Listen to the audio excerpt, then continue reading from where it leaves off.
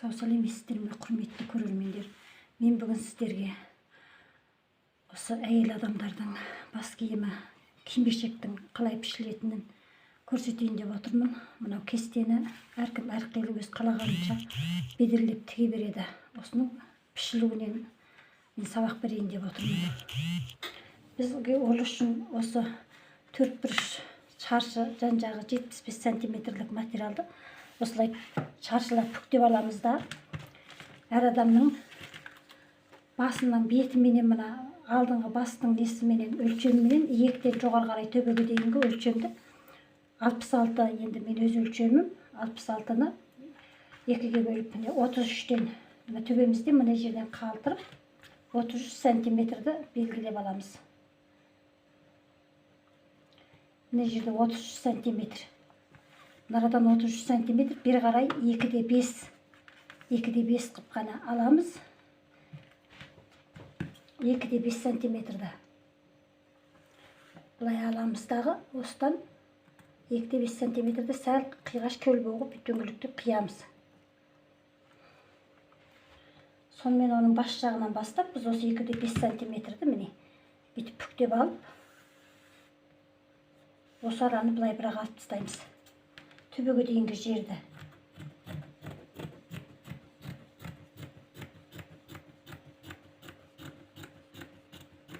Бұл өте оңай пішу үлгісі. Енді кейбіреулер әркім әрқилы пішеді ғой. Соның өзінде мынау өте оңай, әмбе басқа киюге ыңғайлы болады.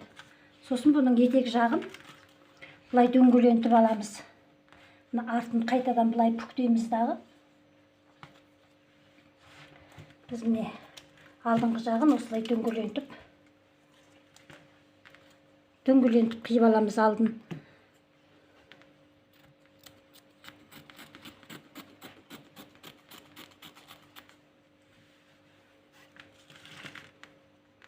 Алдын дөңгелентіп қиып аламыз. Сәл ұзындау қиғанымыз жақсы, кеудеге қарай кішкене түсіп тұрады. Сосын біз енді пішіп тіккен кезде 33 сантиметрден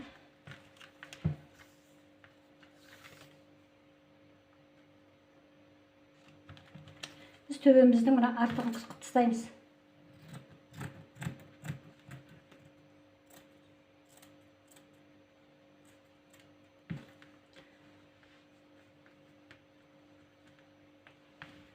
Мына бұлдың кенересін шетінде алып тастауымыз керек.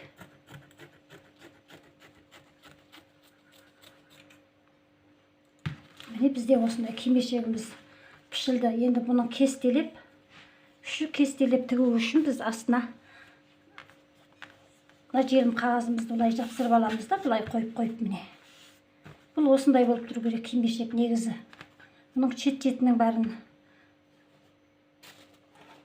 шалып тігу керек. Мен кестелеген кимешегім бұл бұрыннан менің анамның кимешегі еді, міне.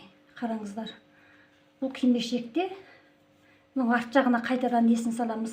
Артқы бойы кәдімгідей мына бастың мына түсіп тұрады, мына шетіне дейінгі жерді нараға дейміз. Желкелікке дейін қусырамыздағы, артына артқы жағын, артқы бойы сияқты қылып, бойын артын саламыз. Оны кимешектің арты дейді.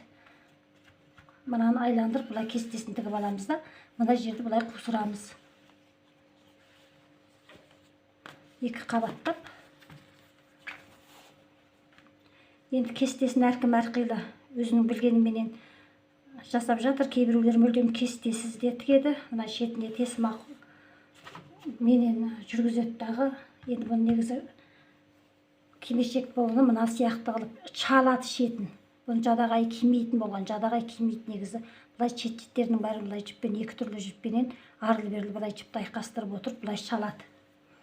Сосын кестесін енді әркім әр қалауыменен тігіп жатыр.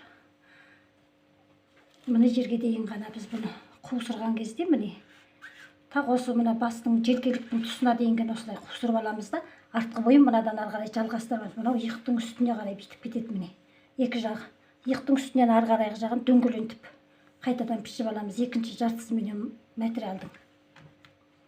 Мысалы материалдың 2-ші жартысыменен біз алдыңғы жағынан арт жағы ұзындау болады сәл. Мына белге дейін ғана түсіп тұратын болу керек. Жаңағы сияқты ақ материалымызды бұлай шаршылап бүктеп, мына жағын дүзулеп қиямыз. Мына жағы дүзу болып тұру керек. Сосын мынадан былай қарай жалғастырып, міне жаңағы тоқтаған жерімізден. Бұның да арт жағын әркім өз қалауыменен дөңгелентеді.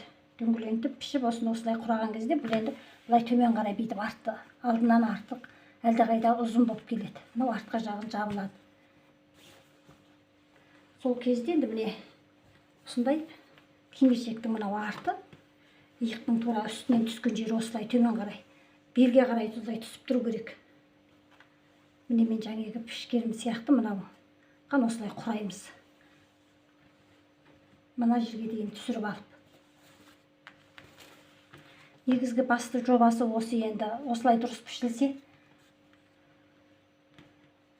сонан кейін ары қарай қысын, мына артына салатын әркім әрқилы өзінің размеріне сәйкес адамдардың артқы жағын солай салады. Мына бұлай дөңгеленіп, екі иығының үстінен бұлай келіп тұрады ғой, алдыңғы жағын жауып тұрады. Міне мына жері бұлай дөңгеленіп, екі иықтан асып бұлай келіп тұрады. Артына жаңегіні қалғанын саламыз.